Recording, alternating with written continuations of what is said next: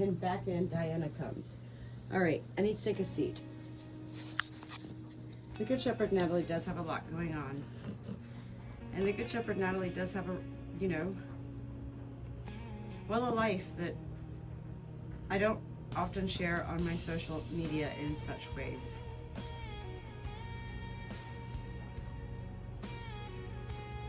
Of my sorrow. Of my two daughters who are in their early 20s now.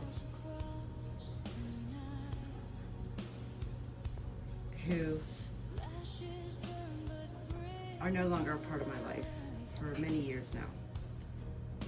And they're getting ready to come and visit.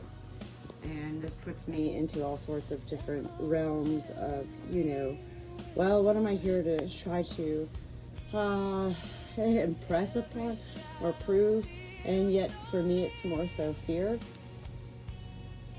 of what they're going to come in and just, say of what they hate of me, which is my life, which has always been with animals. I'm so happy that Diana, all day today, we're at the 4 o'clock hour, and Diana's been right by my side. I'm inside and outside all day.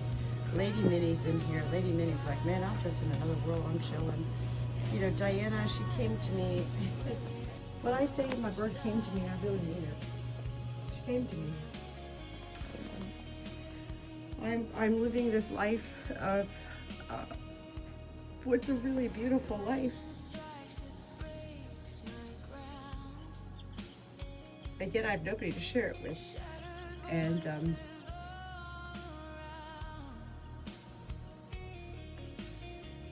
that's hard.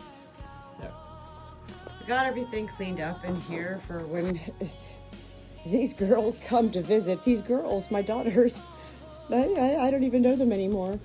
I got to color my hair. I color it come summer anyway, because it's going to go blonde anyway.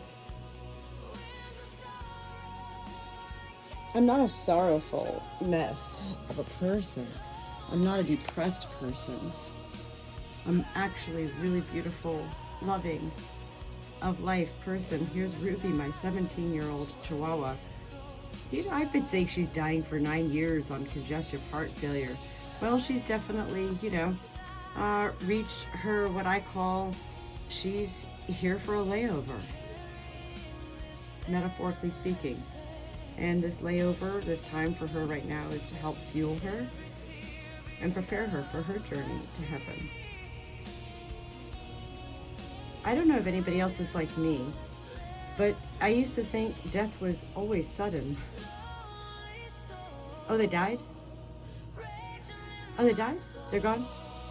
Well, I don't think anybody really can share or does share most of what they go through with such life as they're dying.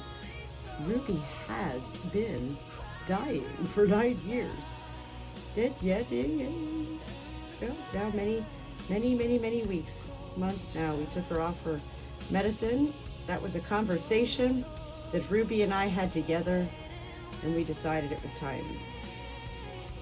And once I took her off those heart medications she had been on for 9 years, 3 times a day, and that became a really beautiful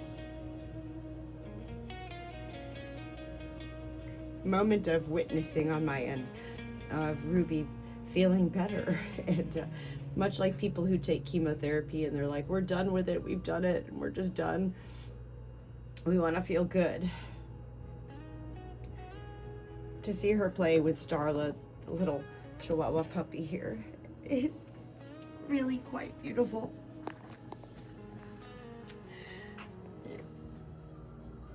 That's me. My first birthday, apparently I got into my mom's vodka, and they called the doctor at that point back in 1973, 74, and said, what can we do? And they said, give her bread and cake. And so they did.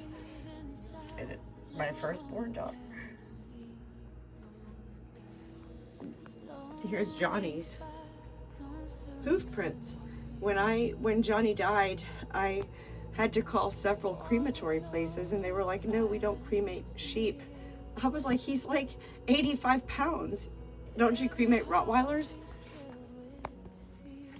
I finally found one place, and it was on a Saturday when he died.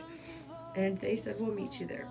And when they met me, they asked me, they said, this is going to be our first lamb to cremate. Would you mind if we didn't charge you to do a hoof print?